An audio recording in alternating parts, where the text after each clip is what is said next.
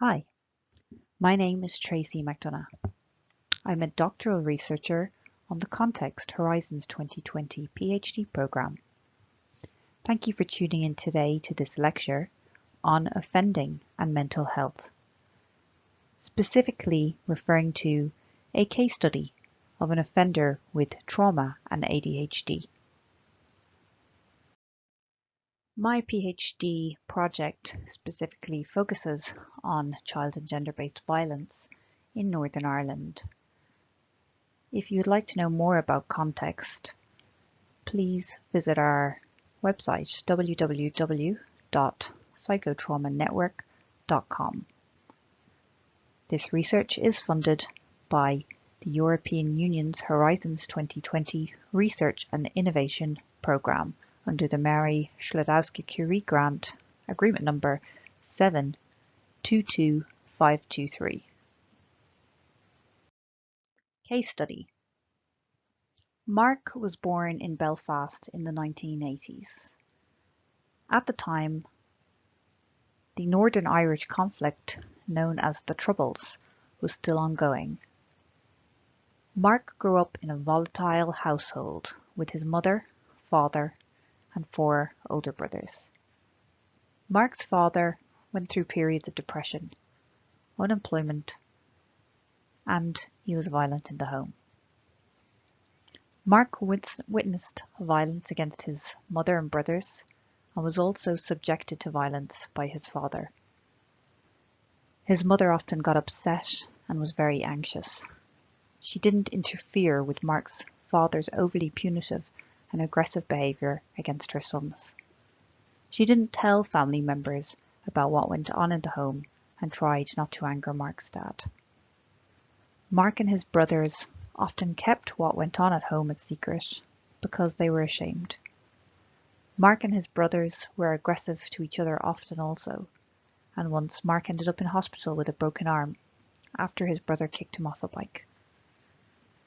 Mark felt like he needed to be tough in order to face his brother's bullying behaviour, so he always tried to fight back.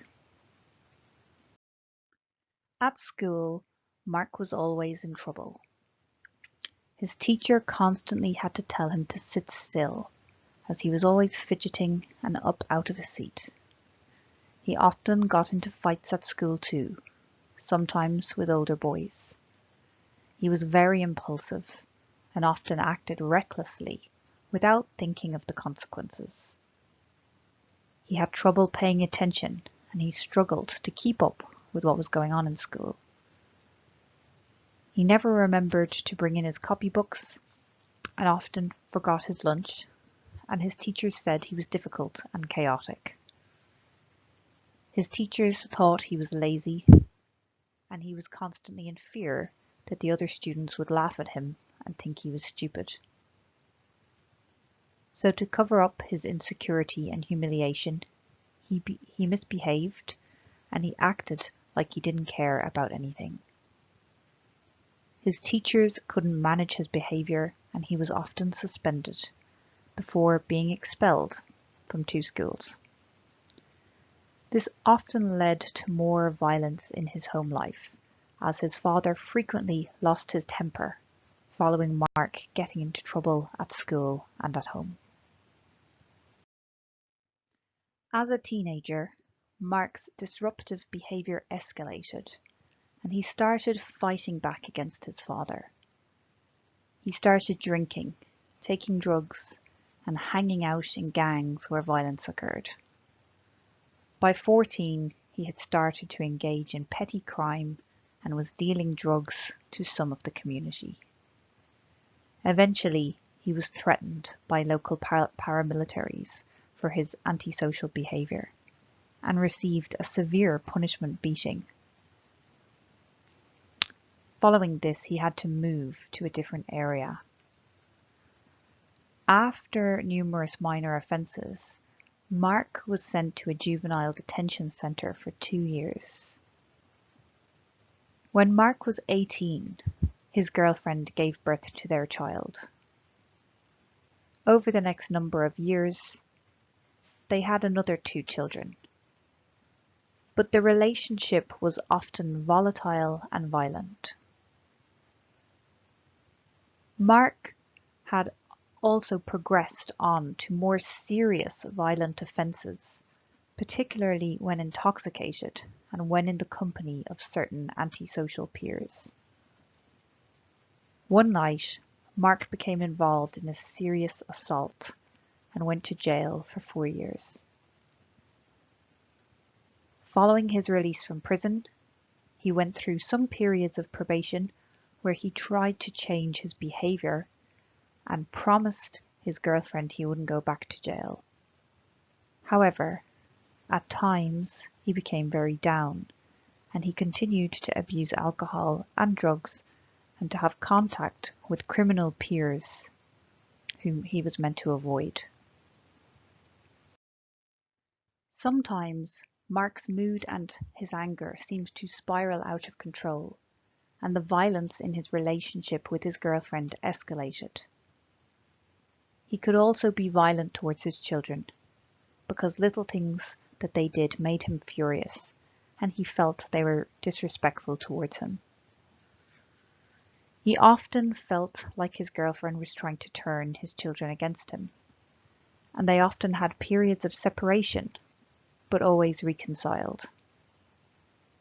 Mark occasionally got some work, but always had trouble being on time and organised, which eventually also led to conflict with bosses or co-workers, which would lead to him quitting or getting fired. After Mark got fired from one job, he got very intoxicated one night, and his girlfriend told him she was leaving him for good. This led to Mark seriously assaulting his girlfriend and wounding her with a weapon. Following the assault, Mark became highly distressed and threatened to take his own life before being arrested by the police. So, following the introduction with that case study, I'd just like to speak a little bit now about why this is relevant to theories and intervention, why the context, the trauma history, the mental health factors relate to intimate partner violence. So interventions for intimate partner violence at the moment, they show equivocal results. We see high levels of recidivism and often small effects. And sociocultural factors are often more widely considered in the criminological research that has historically been conducted in this area predominantly.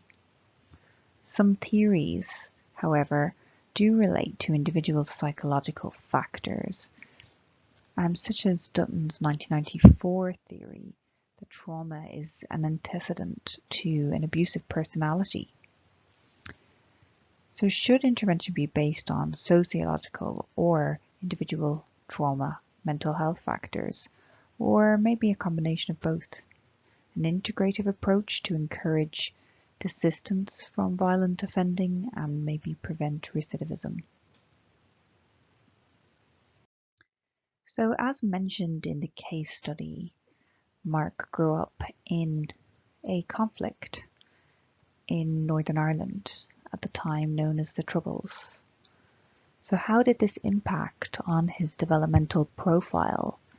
Did this lead to more risk factors, or perhaps the lack of protective factors that may have played a role in the etiology of even the ADHD disorder?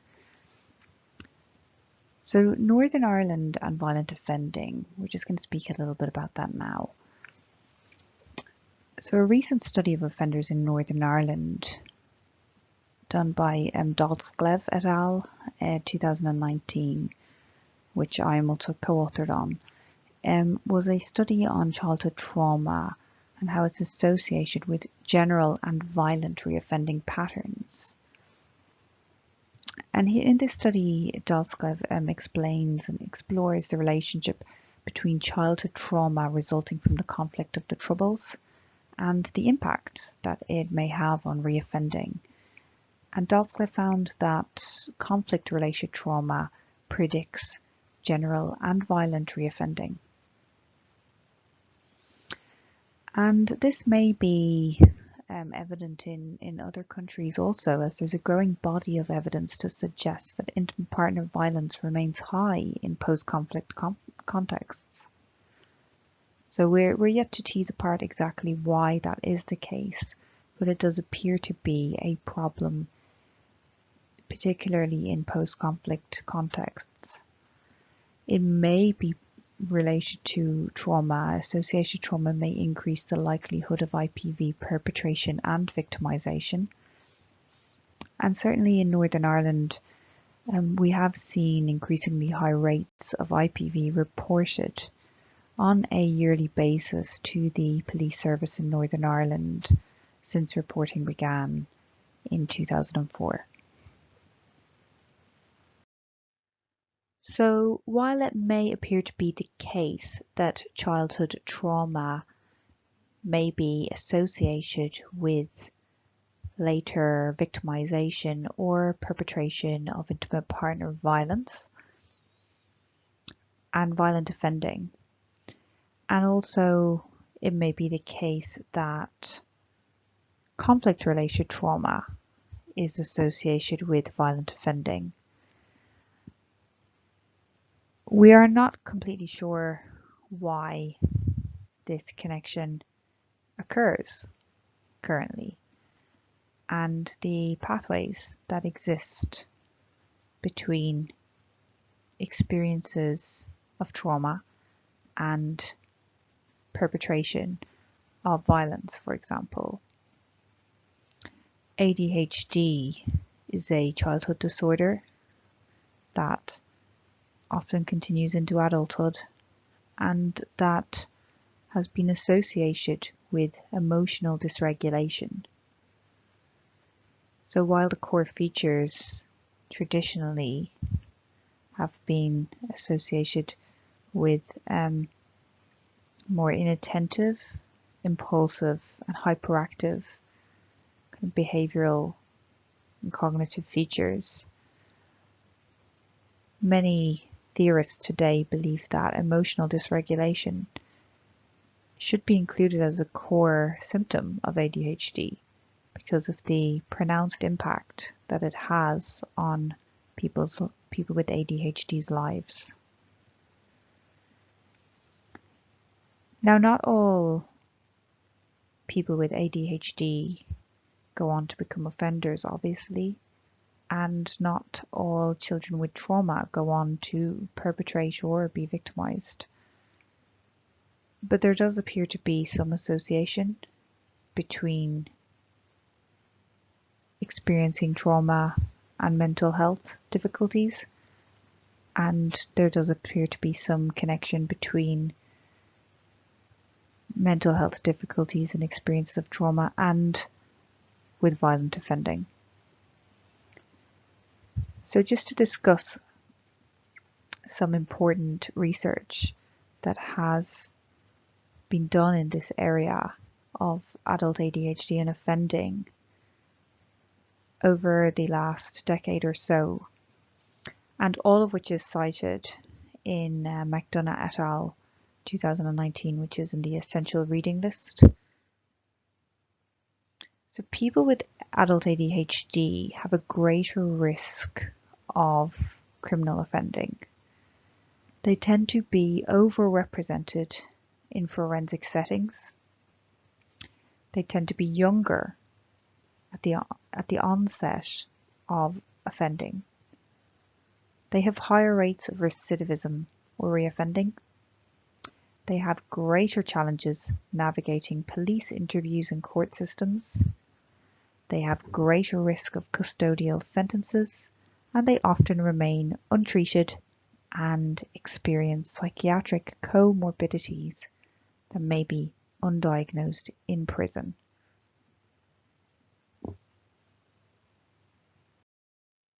And as we saw with the case study of Mark, there were obviously early disadvantages in life that led to him getting into trouble often in school, at home, and eventually with police. Also with co-workers, bosses, interpersonal relationships such as his girlfriend, his children. And what was also going on for Mark at the time was a lot of disadvantages and hostility, probably based around certain cognitions that may have developed over time, and emotional dysregulation, such as anger.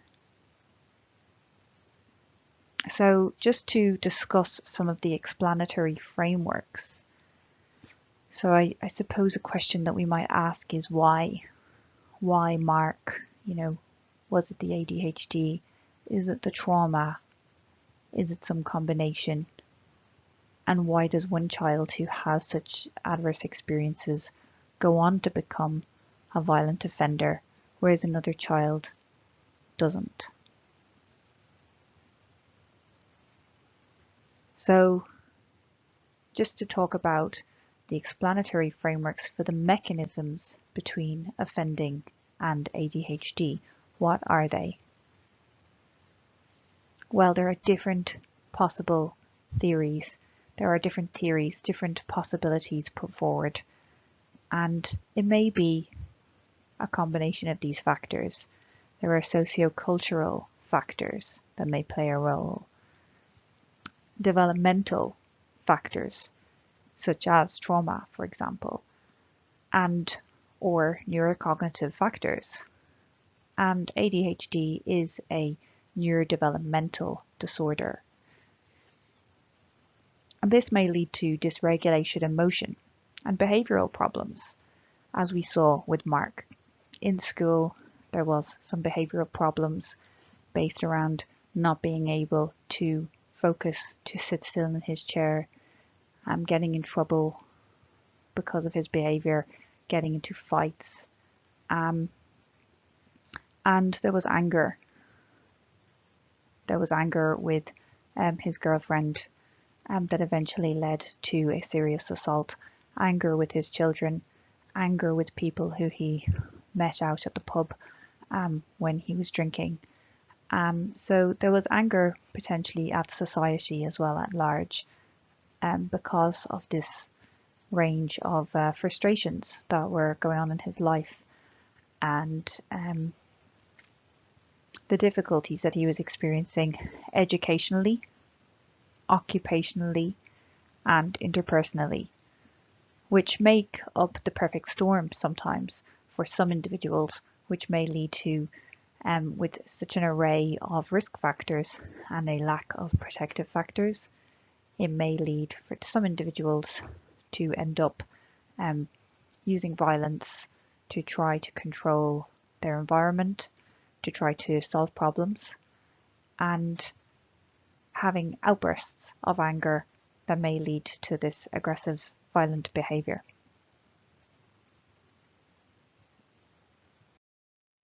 So while ADHD is a neurodevelopmental disorder, and ADHD has been linked to trauma, although the exact etiology of ADHD is unknown, and there is heterogeneity amongst people with ADHD. Also, it changes from childhood to adulthood, and we may see different presentation in adulthood than in childhood.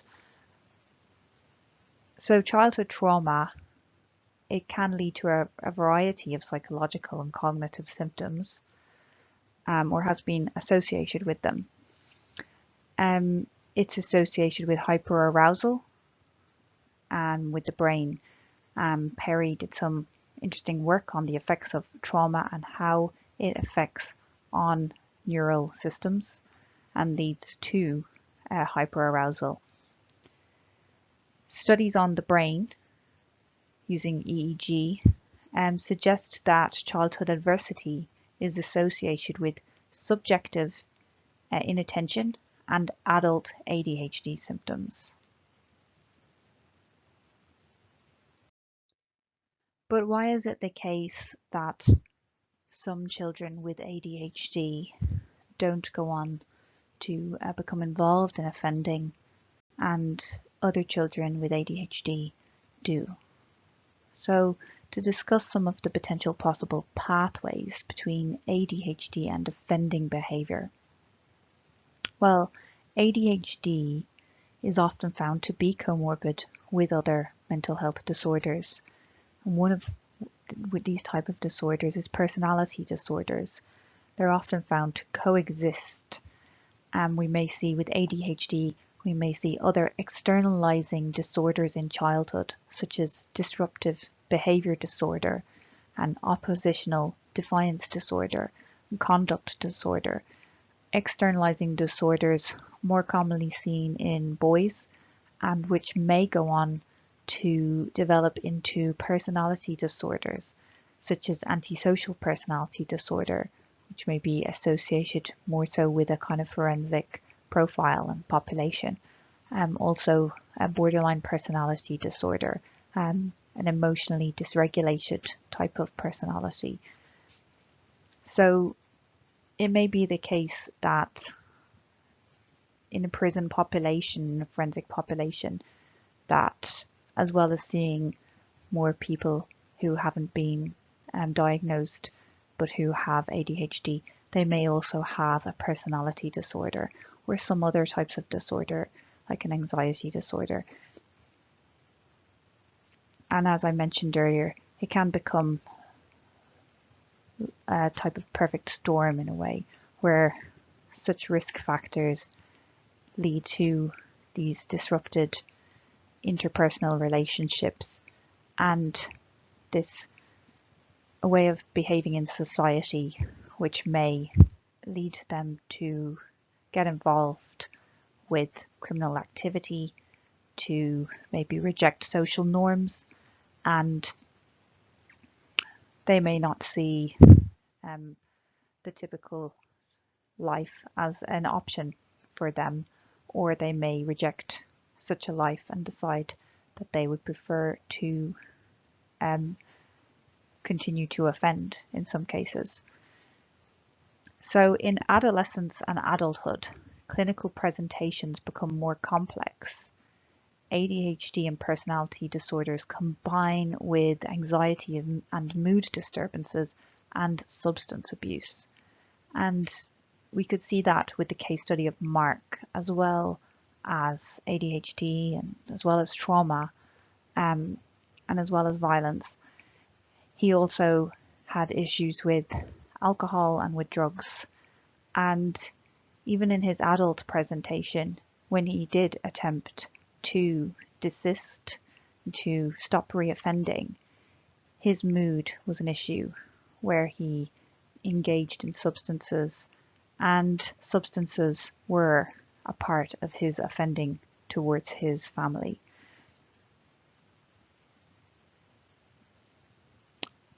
So it can lead to a range of risk factors which are associated with criminality and offending, and it may be difficult to treat these profiles in forensic settings. ADHD may require some medications, and these may be an issue in prisons. Many of the cases are actually undiagnosed in the beginning, so people may not actually realize that they have ADHD or that an offender has ADHD.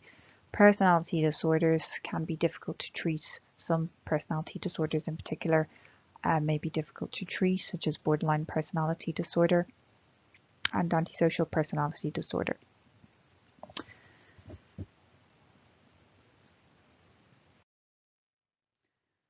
So there are numerous risks associated with ADHD that can lead to this cascade of problems which may lead to offending behavior. Longitudinal research suggests that ADHD and aggressive behavior, when combined, lead to an increased risk of poor future outcomes.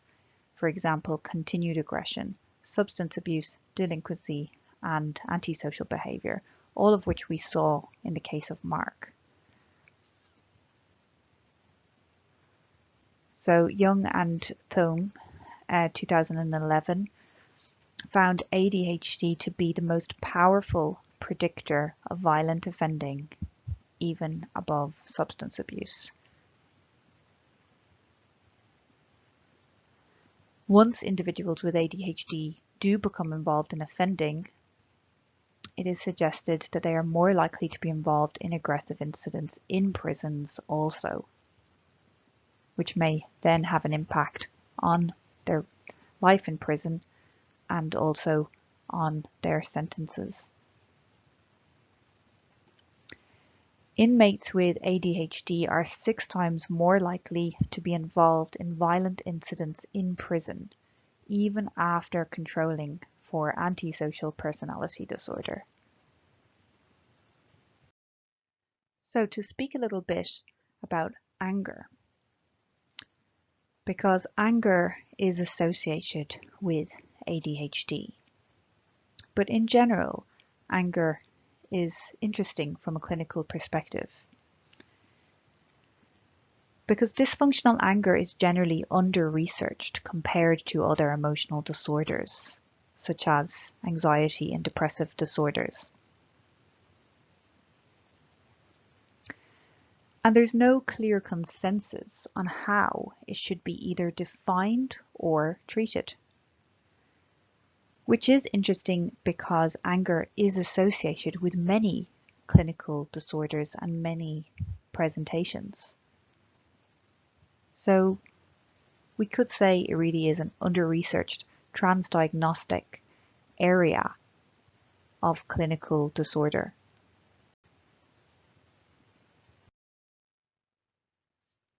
ADHD as a clinical disorder is associated with anger, and many clinicians have seen presentations of this anger in their clients.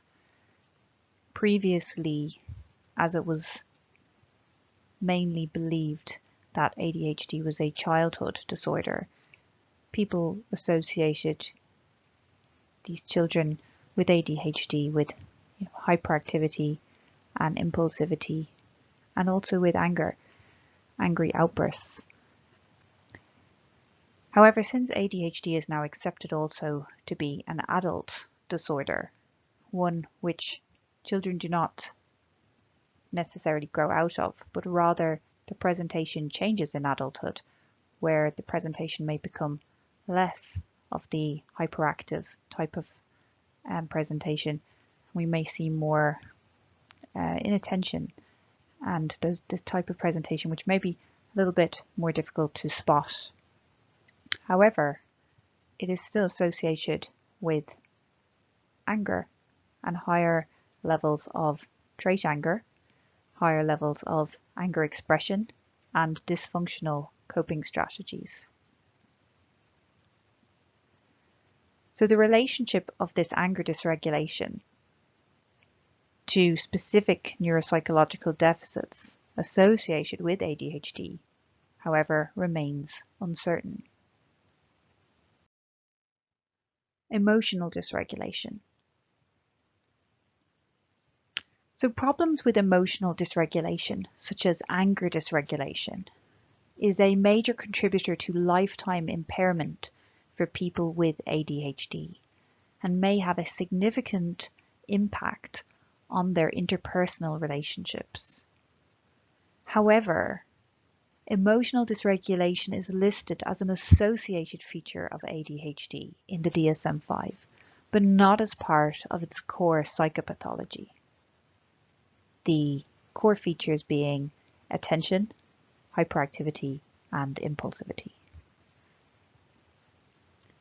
It is argued or suggested, however, that emotional dysregulation should be a core feature of ADHD due to its significant relationship. It's a significant risk factor for poor later outcomes prior to and following the onset of offending, for example. So I'd just like to bring you through some research that I've done in this area previously on whether neuropsychological deficits are associated with anger dysregulation in adults with ADHD.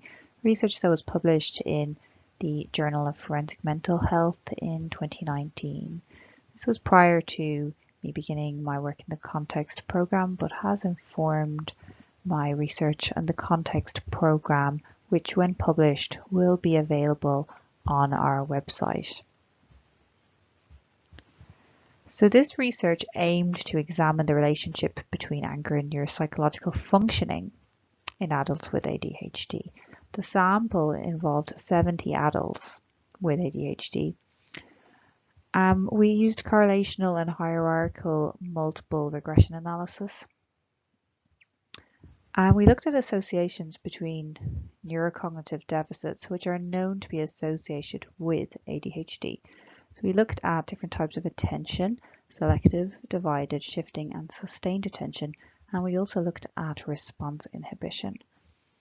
And we looked at whether these were associated with anger as measured by the STAXI, the Station Trait Anger Expression Inventory, which we looked at the domains of trait anger, anger expression outwards, and anger control. As well as this, we controlled for anxiety, depression, and full-scale IQ. And following the analysis, the key results for this study were that trait anger and anger expression outwards were significantly related to shifting attention and also to anxiety in adults with ADHD. And anger control, another dimension of anger as measured by the STAXI, was significantly related to the neuropsychological aspect of response inhibition, which is often an area of deficit for people with adult ADHD. So to say a little bit more about these findings, what we found might suggest that problems with shifting attention in people with ADHD might make it more difficult to shift attention from anger-inducing stimuli. And what might happen if people are finding it difficult to shift their attention away from anger-inducing stimuli is that they may experience more angry rumination, ruminating over episodes that have made them angry. This could lead to a prolonged experience of anger, and eventually this might lead to anger externalization outwards through some form of aggressive, angry behavior. Response inhibition difficulty, however, might lead to people finding it difficult to apply coping strategies to manage anger. So we found that shifting attention might lead to more anger experience and expression outwards, while response inhibition might lead to more difficulties controlling the experience of anger. So we suggest that these findings might mean that emotion and regulation involve different neuropsychological mechanisms, and that anger, specifically trait anger and anger expression outwards, are also significantly related to anxiety.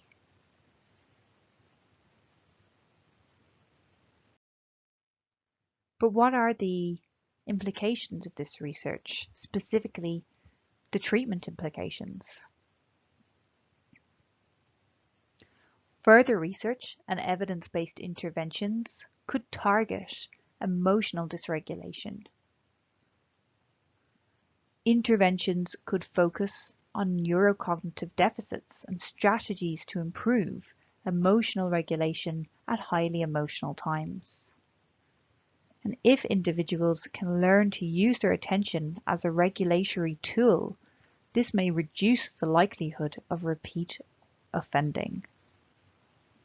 And as we can remember with the case of Mark, he was actually motivated to stop offending following a period of imprisonment. However, he continued to use substances at the time. He continued to have disrupted occupational relationships, and it was actually the loss of one of these opportunities of employment that he became highly intoxicated and seriously assaulted his girlfriend using a weapon.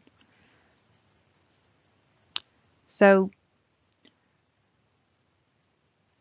it may have been the case that individuals such as Mark could have been picked up much earlier. They may have been able to be picked up in childhood, in adolescence, or in adulthood.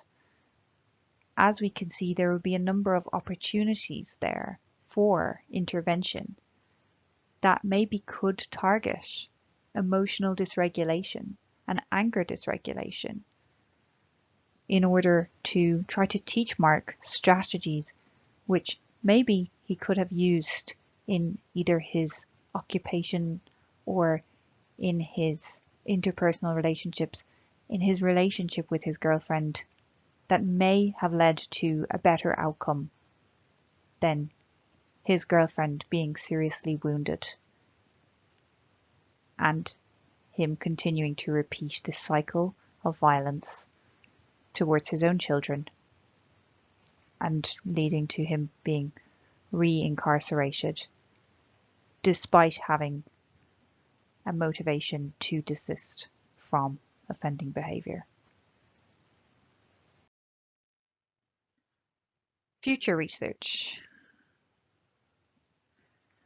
The research that I've just addressed is still just one study. We would suggest that this research needs replication, that this research does not determine the direction of causality. We don't know if neuropsychological deficits lead to emotional dysregulation or emotional dysregulation have an impact on neuropsychological deficits. We need more developmental prospective studies in this area and longitudinal studies. A greater understanding of the pathways between clinical disorders such as ADHD and its comorbidities with dysfunctional anger is also critical, particularly due to the heterogeneity among ADHD individuals. So we see a lot of variation amongst ADHD individuals. We see different patterns also of comorbidity and different levels of anger may exist. It may not be the case that everybody with adult ADHD displays this type of dysfunctional anger. Anger indeed can be expressed outwards and anger can be expressed inwards. So anger is complex as it involves emotional feelings and also is often also actions.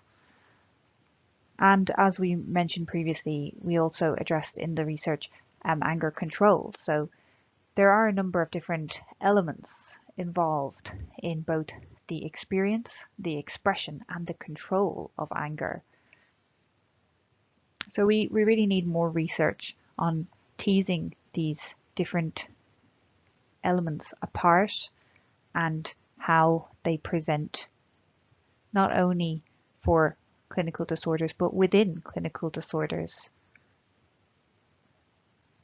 So another element that we would like to address is in future research we could examine the role of certain other contextual factors in more detail. So trauma history, for example. Mark in this case had a trauma history which may have played a significant role in his development. If he had had ADHD without having that, those other risk factors, those other developmental disruptions and disadvantages, things may have turned out differently.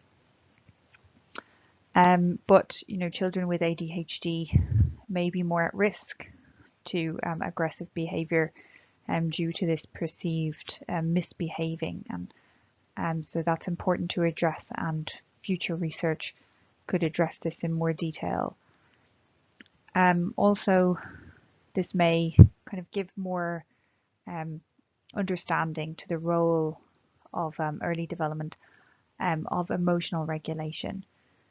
So being subjected to violence as a child and to other people's anger may have had an impact and have an impact on a child's own emotional reactivity and regulation.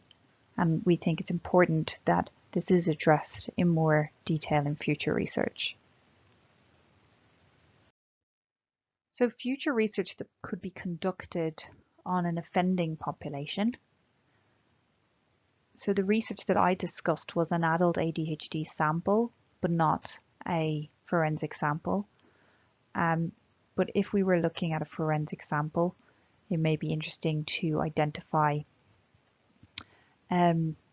whether neurodevelopmental disorders such as ADHD are predictors of anger in forensic IPV offenders, which is intimate partner violence. Whether developmental disorders such as ADHD and the relationship that these have with clinical comorbidities, education, offending severity, and with recidivism and desistance. So are people with developmental disorders and other clinical comorbidities more likely to be reoffenders, or are they? Does this have an impact on the level of offending that you might see? And what are the relationships? How are these relationships mediated by child or conflict-related trauma? So, for example, one element that also is a factor is the context in which Mark grew up in Belfast during the time of a conflict known as the Troubles. And at one point in his teenage life, he experienced paramilitary beating, a punishment beating, which was known to occur, where paramilitaries may act like police in communities and punish people for antisocial behaviour. However, we would suggest that this is an added trauma to that individual. Perhaps this is the only trauma they have experienced, or maybe a trauma that is added to traumas they've already experienced, which may lead to further problems in their life and may lead to